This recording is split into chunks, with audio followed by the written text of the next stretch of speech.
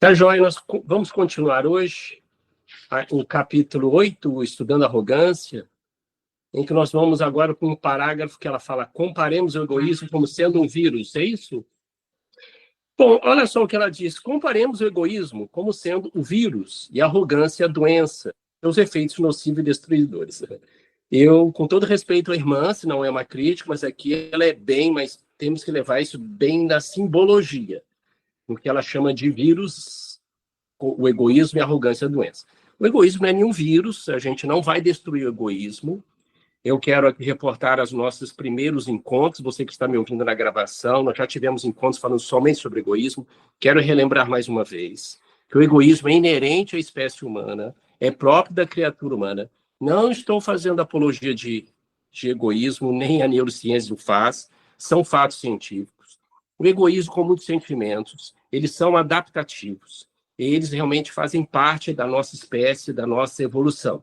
Portanto, o egoísmo, há milênios de anos atrás, ele favoreceu a sobrevivência e a reprodução do grupo. Então, olha só bem, gente, hoje, falar de egoísmo hoje acabou sendo muito demonizado a ideia do egoísmo. Mas eu já falei para vocês, egoísmo é a base da sustentação de cuidados pessoais, de cuidados, de limites, etc. Só para vocês terem uma ideia, hoje a gente tem aqui uma casa, quem tem condições, tem todo o conforto, mas imagina milênios de anos atrás, gente, os primeiros homo sapiens, um ambiente hostil, de escassez.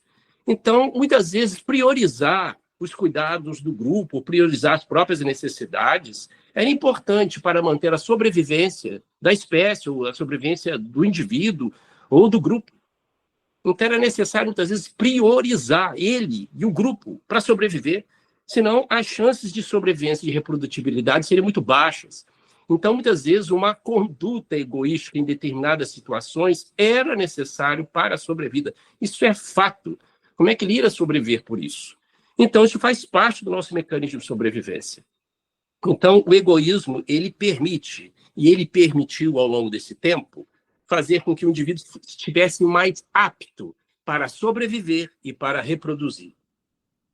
Bom, e até quando a gente vai continuar usando esse mecanismo? Nós não temos como destruir o egoísmo. Ele é uma das bases, ele é justamente um dos cimentos da nossa autoestima, do nosso autoamor, do nosso autocuidado.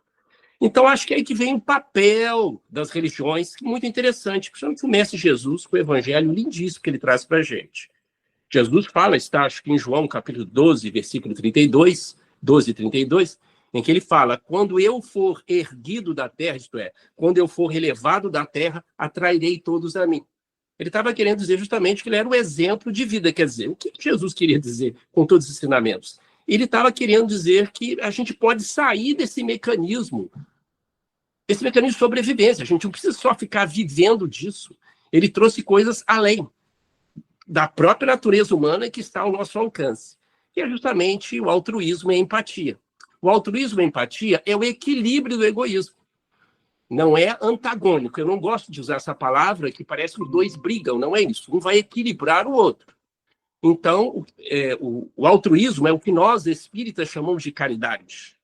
Mas é isso que o Mestre Jesus veio trazer na sua essência dos seus ensinamentos, seus ensinos, e outras religiões também, a gente pode colocar aqui até as religiões orientais, como o budismo. E vem falar justamente sobre isso, a empatia e justamente o altruísmo, que é a caridade, que é o equilíbrio para esse egoísmo. Então o Mestre ele vem nos tirar um pouco desse mecanismo automatizado que todos nós temos de sobrevida. O Mestre está querendo nos tirar e dizer para nós: olha, existem outros caminhos que são muito mais saudáveis para tirar da dor, do sofrimento, que são outros caminhos, não somente esses caminhos de sobrevivência automática do cérebro. Eu acho que isso é o lindo do Evangelho do Mestre Jesus.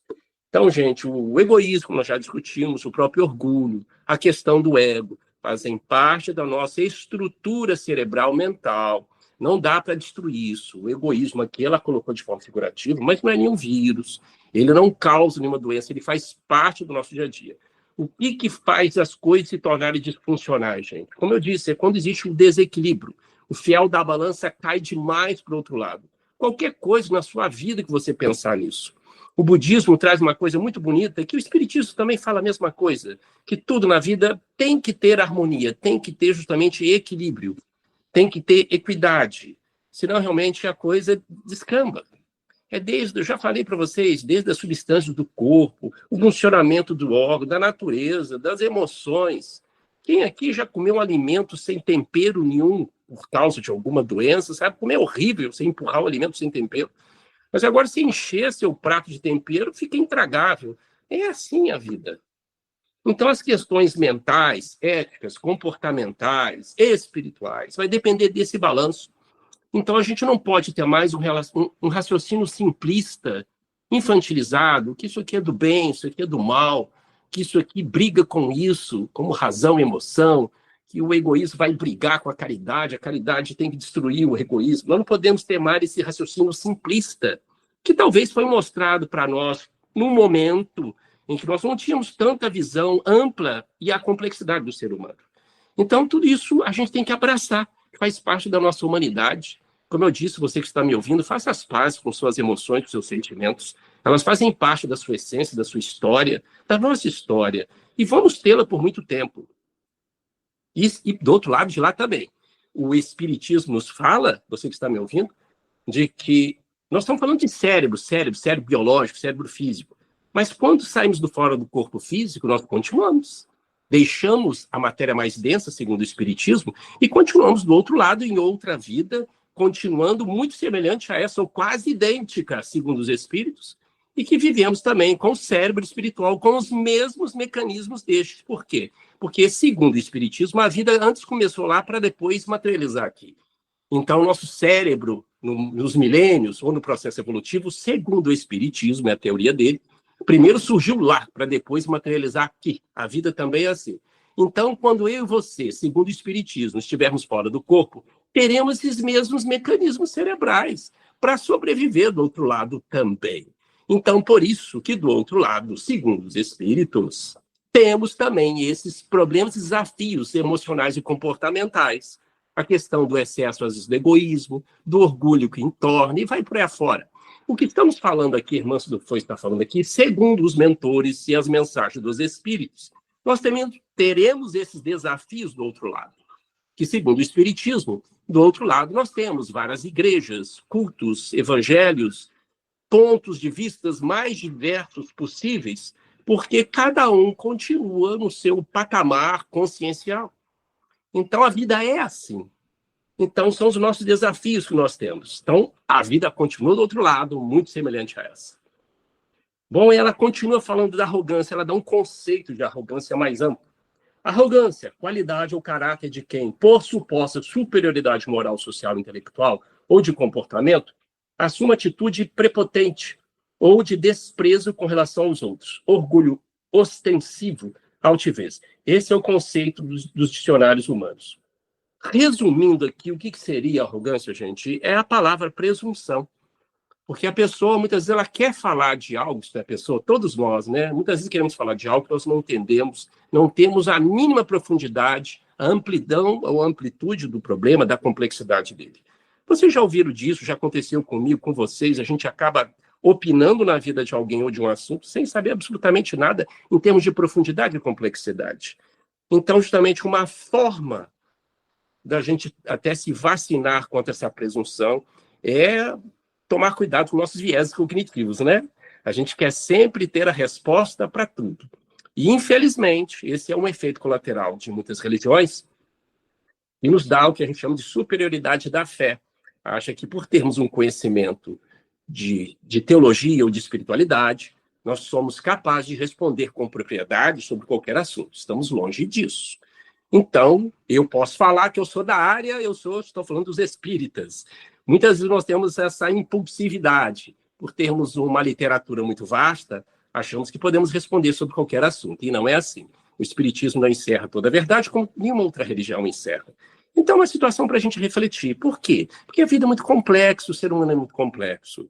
Você não conhece minha vida, eu não conheço a sua vida, por mais que você fale dela. Porque existem questões emocionais, inconscientes. Como é que eu vou falar e dar opinião sobre um problema que você está passando em 5, 3, 10 minutos, meia hora? É muito diferente trocar ideias. Então, o que eu estou querendo dizer é que isso é a presunção. E é pessoas que, ou eu e você, podemos fazer isso, às vezes, de forma rotineira. Querer falar sempre de coisas que a gente supõe que sabe. E não dar o braço a torcer. A gente quer manter naquela postura. Isso é um dos principais pontos, é a coluna vertebral que a gente chama da arrogância, que é a presunção. Por isso que ela vai falando aqui depois. No sentido espiritual, podemos inferir vários conceitos para o sentimento de arrogar, né, da arrogância. Vejamos alguns. Exacerbada estima a si mesmo, supervalorização de si, autoconceito superdimensionado, desejo compulsivo de se impor aos demais. Olha só, tudo resumido na presunção.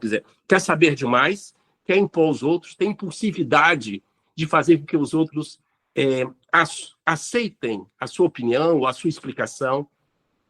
Então, isso é arrogância. E ela continua. Olha que interessante. O egoísmo é um sentimento básico. Olha que interessante. Faz parte da nossa sobrevivência. Ela continua. A arrogância, atitude íntima derivada desse alicerce de sensações nascidas no coração ocupado exclusivamente com o seu ego. Uma compulsiva necessidade de ser o primeiro, o melhor, manifestada através de um cortejo de pensamentos, emoções, sensações e condutas que determina o raio espiritual no qual a criatura transita. Como eu disse no início, gente, a arrogância é o egoísmo que transbordou, disfuncionou. Ele está justamente agora dificultando a pessoa em várias áreas da sua vida, podendo chegar até a área material e econômica.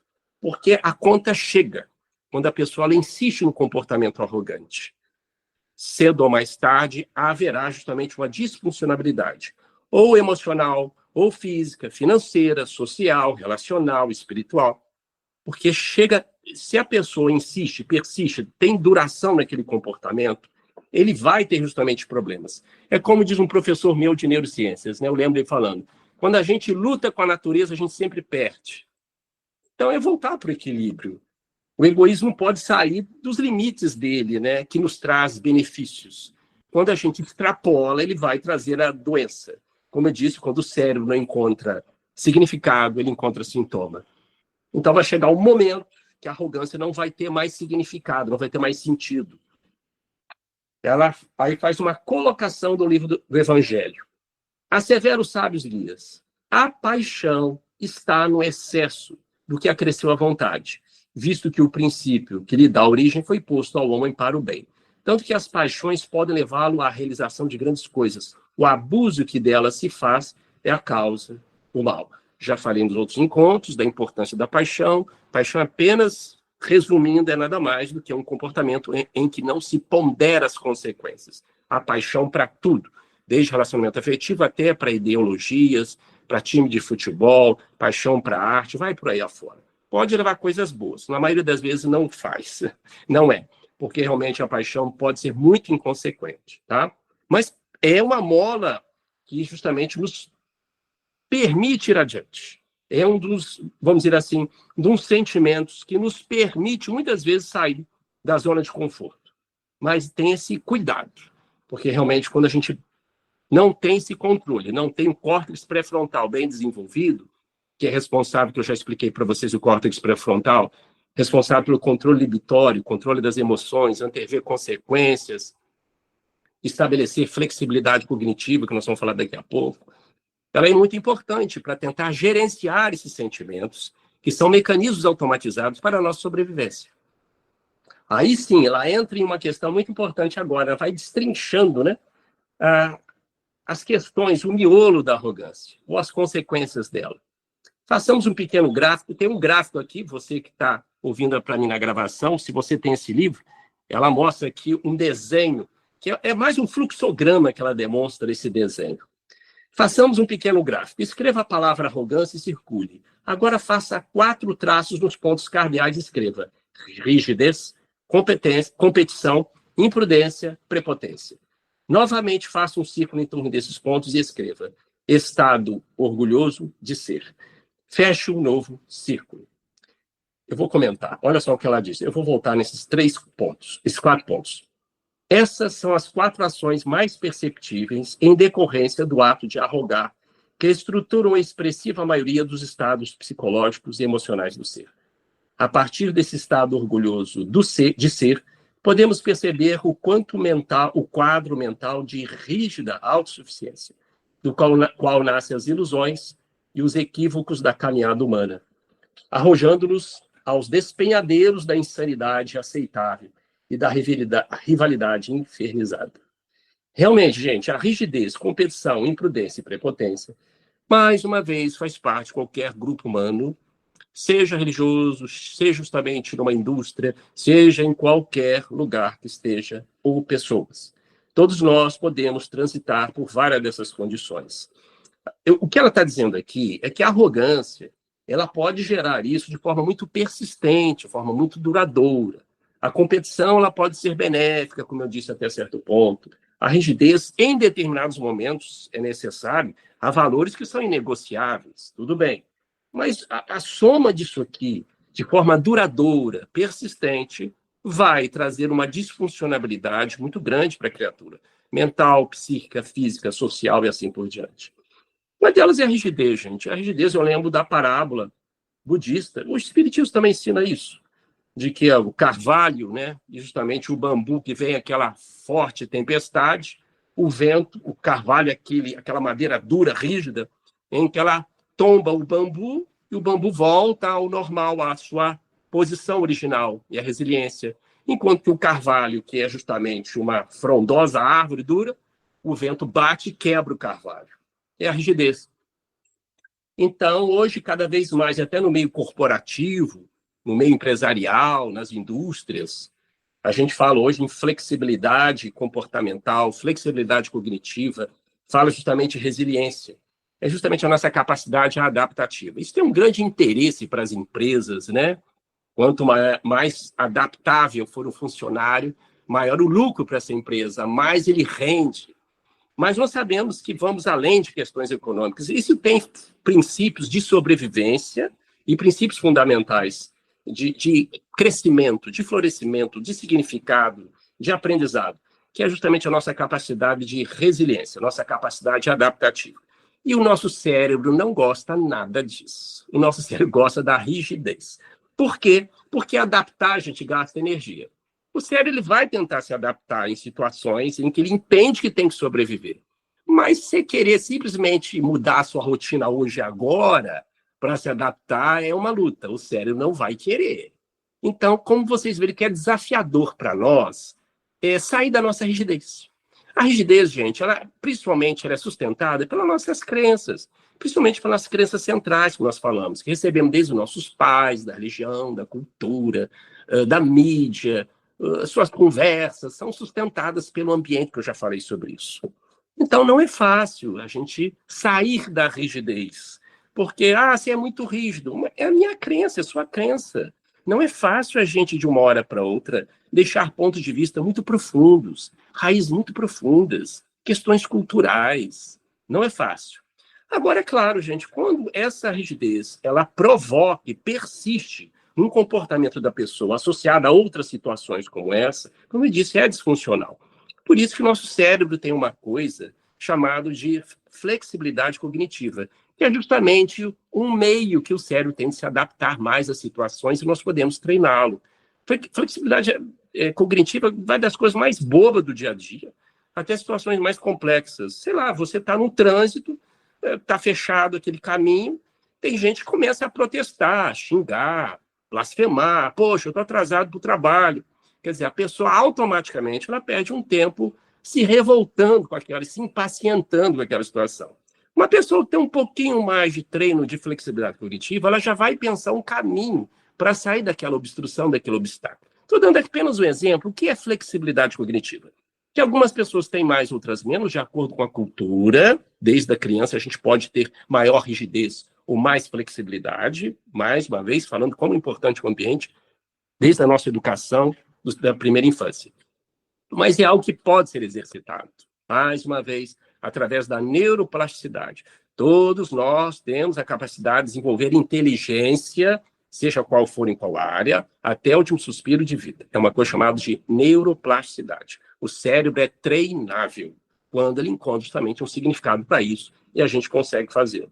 Então, a flexibilidade cognitiva, ela começa a fazer o que estamos fazendo aqui agora, refletindo sobre os nossos sentimentos, sobre pontos de vistas. Estamos aqui fazendo uma nova leitura das nossas crenças religiosas. Não precisamos ter rigidez, vamos ter um pouco... Então, nós estamos fazendo tudo isso aqui agora. E você que está me ouvindo, que tem uma crença mais antiga, nossos pais, muitas vezes, nascemos no meio religioso, que nos deu determinadas crenças. Então, à medida que a gente vai refletindo sobre isso, comparando e trocando ideias, a gente começa a chegar muito mais próximo daquilo que talvez é o mais cru, é o mais real do que a gente está falando de determinados assuntos que sejam. Então, quanto mais rigidez, mais sofrimento. Lembro de uma frase do espírito Hamed. Ele diz que qualquer forma de apego é caminho para a dor. Qualquer forma de apego é caminho para a dor. Quando ele diz isso, não é apego apenas a bens materiais, mas pontos de vista. Isso é verdade. Quanto mais rígido, mais ortodoxo, mais fundamentalista você é em determinado ponto de vista, mais sofrimento vai ter. E me permite aqui uma experiência que eu tive. Eu frequentei reunião mediúnica há quase 40 anos. E eu vi justamente o relato de muitos espíritos, entre eles até espíritas, de que como sofreram do outro lado, no sentido de que foram muito rígidos com as suas concepções na Terra, seja qual for, concepção de família, educação de filho, eram tão rígidos que acabaram assim, se arrependendo por aquela rigidez do outro lado. Claro, são como todos nós nos equivocamos e temos a chance de recomeçar. Mas é um relato que eles vieram trazer através dos médios. Eu vi isso mais do que 2, 3, 5 relatos de companheiros que vieram dizer da importância da flexibilidade. Eles não disseram com essas palavras, mas vieram dizer que estavam arrependidos da rigidez e como sofreram do outro lado, vamos dizer assim, para se adaptar a um novo mundo, uma nova proposta, digo, no plano espiritual. Então, é isso que, quanto mais rigidez, mais dificuldade nós temos, portanto, dessa adaptação. E, como diz um provérbio árabe, ninguém detém a madrugada, ninguém detém o progresso, né? Por mais que a gente esteja acostumado, os velhacos aqui estejam acostumados com as velhas modas, vai chegar o momento que a gente vai ter que se adaptar. Então, essa questão da rigidez, ela justamente faz com que a gente esteja sempre de copo cheio. A pessoa nunca acha que tem que aprender nada, isso é muito ruim, porque ela não está flexível. Não, eu já sei tudo. Não, eu já sei. Isso aí não cabe para mim. Isso não cabe na minha cabeça. Isso não é da minha época. São várias historinhas que a gente conta. Isso é uma forma de rigidez. Para não aprender uma coisa nova, para não ouvir um ponto de vista diferente. E o mundo cada vez mais se abre para isso. E eu lembro do Vanderlei de Oliveira, que é o médio deste livro, ele que é psicólogo holístico, ele falando que, com palavras assim, muito fortes, que quem não tiver essa abertura intelectual, uma abertura de raciocínio para coisas novas, entre aspas, né? Não é modismo, mas coisas novas, vai ser atropelado pelo progresso. Ele diz que é momento para isso, né? Desse tipo de reflexão. A rigidez é o copo cheio, a gente não quer aprender, então nada entra dentro deste copo. Então, a flexibilidade cognitiva, gente, é uma coisa a ser pensada cada vez mais. Repito, há valores que são inegociáveis, tudo bem. Mas ser rígido para tudo, aí realmente vai, como disse o meu avô, cabeça dura sofre. Aí depois ela fala sobre competição. Gente, nós vivemos no mundo ocidental em que a competição é ensinada desde tenra idade. Alguns países têm mais, outros menos. Nos países ocidentais, como eu disse, é um comportamento mais individualizado, competitivo. Um exemplo é o próprio Estados Unidos. E os países orientais, onde existe essa competição, mas é um comportamento social mais coletivo. Nenhum país é perfeito, todas essas sociedades têm seus prós e contras. A competição, gente, como eu disse, ela é saudável. Mais uma vez aqui nós vamos voltar à questão evolutiva. Atrás, os nossos ancestrais competiam por carne, comida, por reprodução e etc. A competitividade, ela tem justamente essa impulsividade de progresso. O problema da competição é que quando, mais uma vez, o caldo começa a entorná-lo, começa a ser disfuncional. Porque a pessoa passa a ter tanto foco no que ela quer, que ela passa, muitas vezes, a ter um comportamento o quê? Desonesto, um comportamento agressivo, se não psicologicamente, até fisicamente. ela passa a desconsiderar outras pessoas, ela passa a desvalidar justamente as emoções dos outros por causa da competição. Então, o que passa justamente a valer na vida dela é aquele objetivo. E muitas pessoas passam a ter um comportamento sempre competitivo. É o comportamento do jogador, do player. Ele está querendo jogar tudo. No trabalho, na família, ele tem que dar a última palavra. Ele usa justamente as palavras das pessoas ou a fragilidade dos outros para tirar proveito. Quer dizer, já é um comportamento disfuncional aí. A pessoa está competitiva em tudo.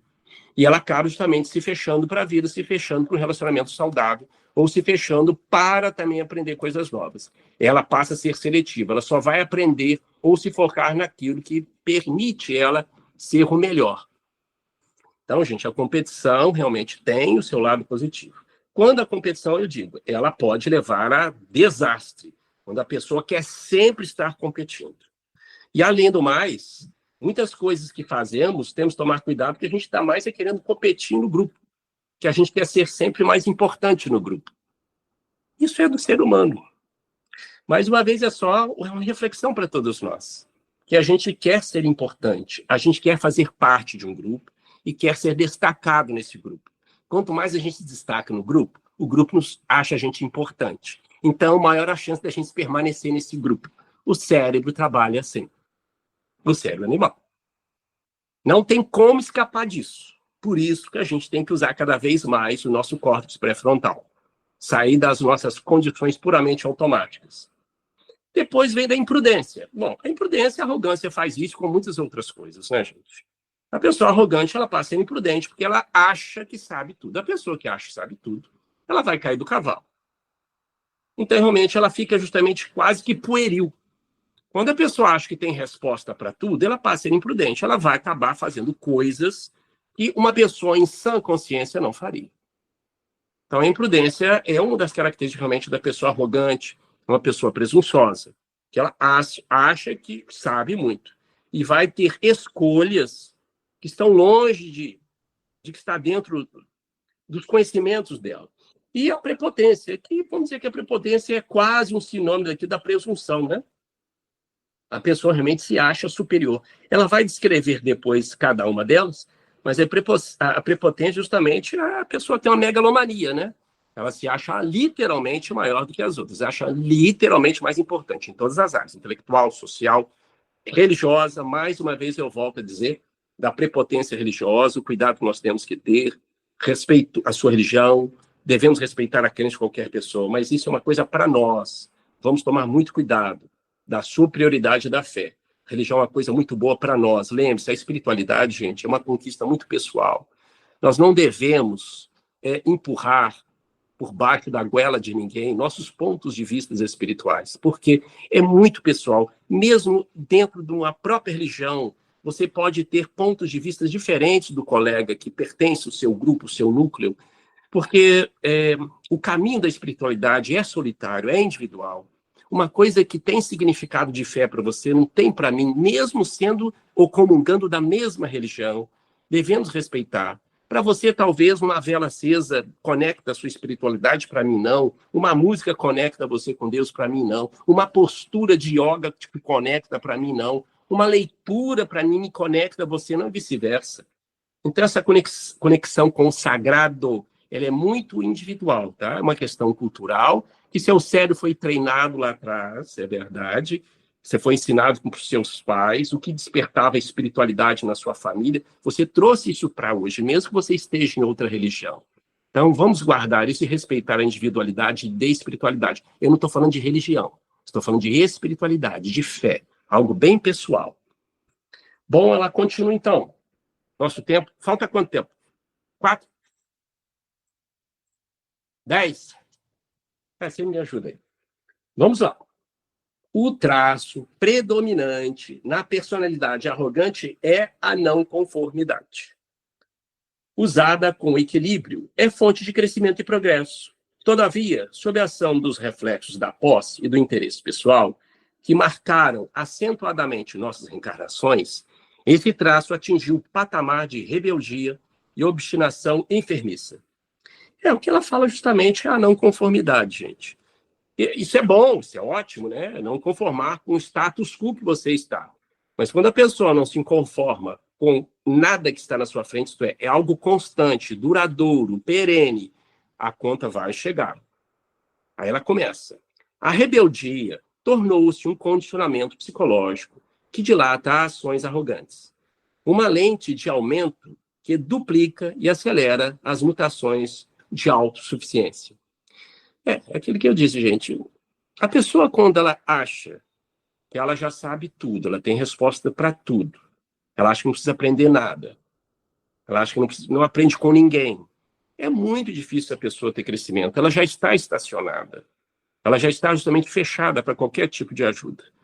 E muitas vezes a pessoa está precisando de ajuda e ela realmente acha que não precisa. É um negócio mais difícil ainda, porque a pessoa não se abre, o copo dela está cheio. Aí começa a rebeldia. É quando a pessoa sabe que precisa de ajuda e ela vai tentar resolver os seus problemas, seja qual for, com aquele seu mínimo conhecimento, sem pedir ajuda.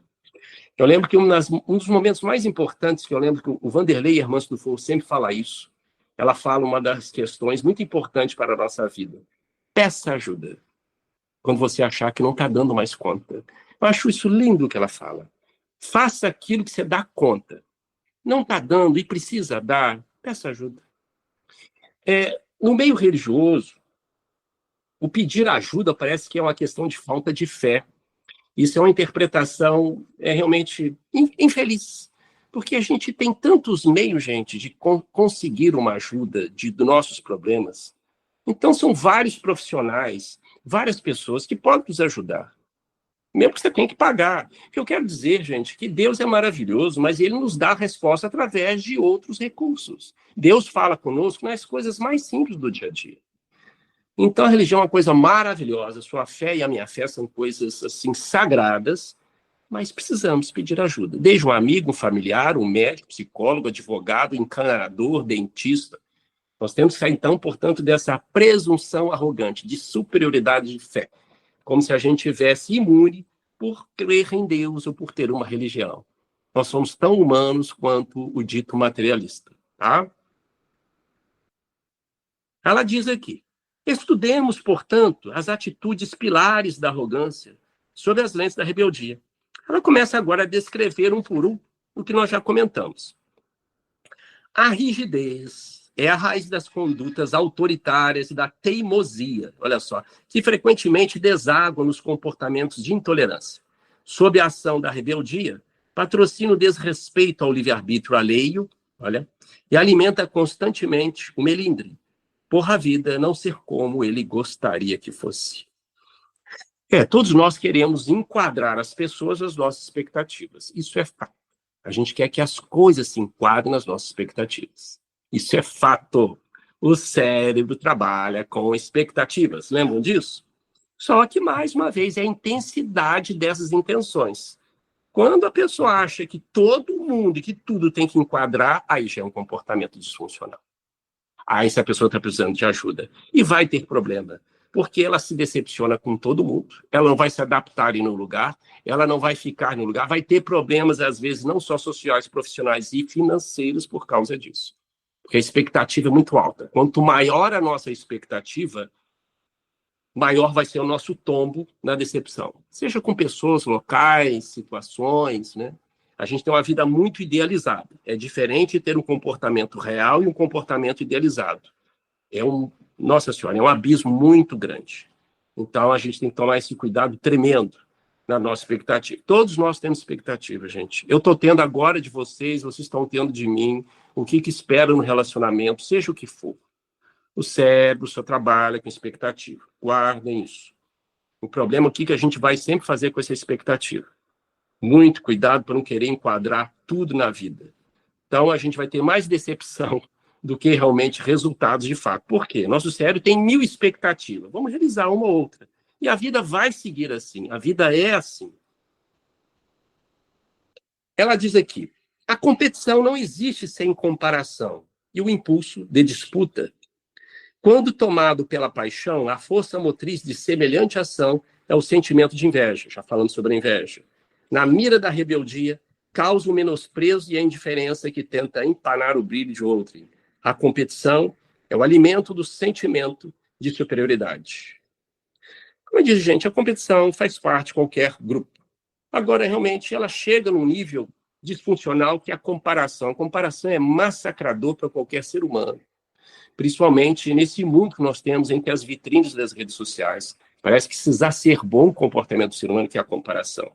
Então, realmente, é destruidor. A pessoa perde a sua capacidade de reconhecer a sua autoimagem, seu próprio brilho, seu próprio esforço, quando ela começa a entrar excessivamente no mundo de competição. Porque realmente ela passa a ter o outro, a vida do outro, como referência para a sua. E passa todo mundo, ela passa a comparar sua vida com todos. Então, essa pessoa começa a ficar completamente perdida, porque a gente não consegue ser como os outros. Por mais que você tente imitar uma pessoa, que pode ser até muito bom, pode ser exemplar, se essa pessoa for referência para você, e nós precisamos de referência, mas você não consegue fazer isso 100% e vai ter uma grande decepção, por causa que a gente sempre vai estar tendo essa necessidade de comparação.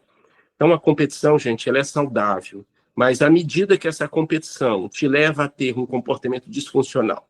O que é o comportamento disfuncional, gente? Você começa já a comprometer a sua saúde física, o seu sono. Vou dar um exemplo. Começa a comprometer a sua vida social. As pessoas já começam a afastar de você, ou todo relacionamento passa a ser justamente de atrito. Você começa já a ter problemas financeiros, já não começa justamente a atingir os seus objetivos financeiros.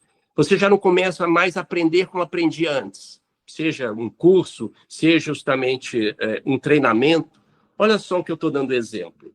Quando o comportamento de competição ele passa a interferir naquilo que você já deveria estar crescendo. Então, olha só como é que começa a ser uma situação disfuncional. Isso que é disfuncionalidade. Atinge o indivíduo nas suas atividades da vida diária.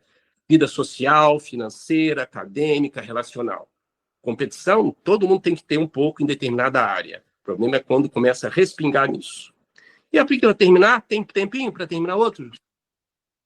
Acabou, então tá bom. Ia falar sobre a imprudência. Comentários? Querem comentar? Como eu disse, Renato, é o orgulho. Quando você faz uma coisa muito bem feita, mesmo que ela nem seja, você sente o orgulho. Se alguém falar que não sente, a pessoa está no nirvana, como diz o budismo, né? Já está lá em cima.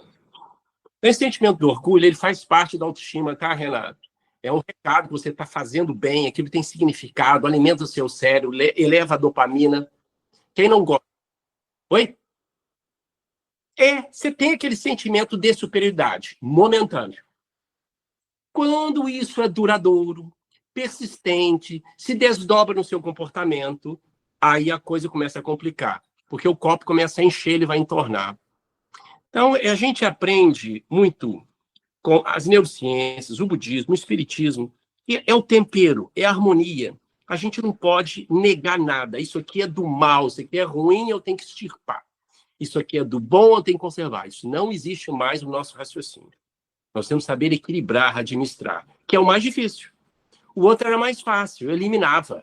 Isso aqui é do mal, eu vou eliminar, eu vou sufocar. Esse aqui eu vou ficar. Essa dicotomia, essa polaridade é mais fácil para nós. O raciocínio fica mais simples, mas o outro é complexidade. Eu tenho que juntar tudo e saber administrar. Esse é o nosso maior desafio. Então vamos orar, meus amigos?